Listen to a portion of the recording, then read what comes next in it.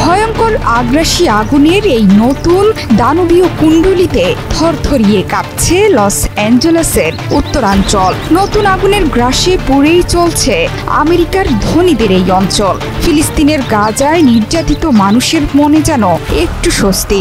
আমেরিকার Los Angeles পোড়াকে গাজার মানুষের নির্বিচারে নির্যাতনের বিচার বলছেন বহু মানুষ। গাজা তথা মুসলিম বিশ্বকে আমেরিকা নাকানি চুবানি খাওয়াতো, সেই আমেরিকাই এখন নিজেদের আগুনে পড়ছে। লস অ্যাঞ্জেলেস পুড়ে খাক হয়ে গেছে, আর কোনোভাবেই রক্ষে নেই এই শহরের। আমেরিকার মানচিত্র থেকে বিলীন হতে চলেছে পুরো একটি শহর। এই লস অ্যাঞ্জেলেসে যারা বসবাস করতেন তারা বিশ্ববিখ্যাত ধনকুবের হলিউডি তারকা, তারা বিলিয়নিয়ার। কিন্তু এখন লস অ্যাঞ্জেলেসের প্যালিসেডস এবং ইটন একেবারে ভুতুড়ে নগরীতে পরিণত হয়েছে। নতুন করে আবারও ফুঁসে উঠেছে সান্টা অ্যানা ঝোড়ো বাতাস, যেই বাতাসে নতুন করে আবারও সাপের মতো ফনা তুলেছে আমেরিকার দাবানল। ওয়ালটন এসিতে ইনস্টলেশন একদম ফ্রি। এবার শহরের ক্যাস্টেইকের কাছে ৯,২০০ একরেরও বেশি জমিতে ছড়িয়ে পড়েছে নতুন এক দানবীয় দাবানল। এরই মধ্যে হাজার হাজার মানুষকে নিরাপদ স্থানে সরিয়ে নেয়ার নির্দেশ দিয়েছে কর্তৃপক্ষ। স্থানীয় সময় বুধবার সকাল 10:৪৫ ক্যাস্টেইক লেকের কাছে নতুন করে ফুঁসে ওঠে দাবানল। ১ ঘন্টার মধ্যেই ৫০০ একর জমি পুড়ে গেছে, আর ২ ঘন্টার মধ্যেই ৩,৪০৭ একর জমি পুড়ে খাক হয়ে গেছে। সন্ধ্যা ৬টার মধ্যে দাবানলের মাত্রা আরো তীব্র থেকে তীব্রতর হয়েছে।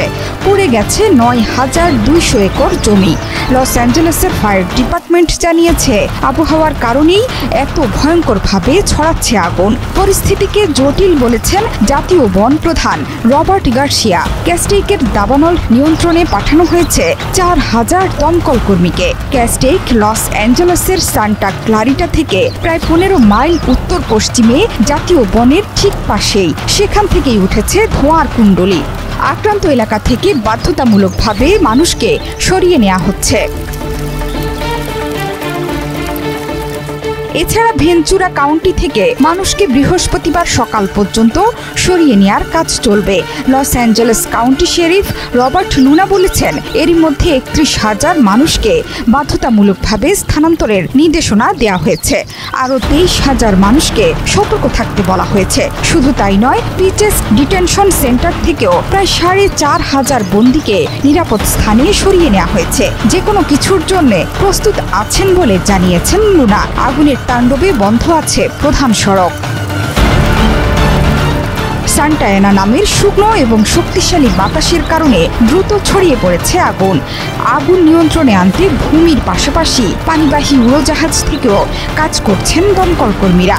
যদিও এই আগুনের সূত্রপাত কিভাবে হলো তা এখনো জানা যায়নি, তবে আবহাওয়াবিদরা বলছেন এই সময়ের রেড ফ্ল্যাগ পরিস্থিতি, অর্থাৎ শক্তিশালী বাতাস ও কম আর্দ্রতার কারণে দাবানলের ঝুঁকি অত্যন্ত বেশি। অন্যদিকে লস অ্যাঞ্জেলেস অঞ্চলের ইটন ও প্যালিসেডস দাবানল কিছুটা নিয়ন্ত্রণে।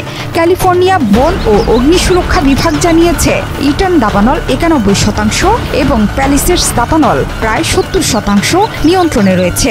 গেল ৭ জানুয়ারি থেকে শুরু হওয়া এই দাবানলে অন্তত ২৮ জনের মৃত্যু হয়েছে। ধ্বংস হয়েছে প্রায় ১৬,০০০ ঘরবাড়ি। পরিস্থিতি দেখতে প্রেসিডেন্ট ডোনাল্ড ট্রাম্প আগামী শুক্রবার লস অ্যাঞ্জেলেস সফর করবেন বলে জানা গেছে। অন্যদিকে বেসরকারি আবহাওয়া পূর্বাভাস সংস্থা অ্যাকুওয়েদার জানিয়েছে লস অ্যাঞ্জেলেসের দাবানলে অর্থনৈতিক ক্ষতির পরিমাণ ২৫,০০০ কোটি মার্কিন ডলার ছাড়িয়ে যেতে পারে। জোহরা চৌধুরী সেতু, ৭১।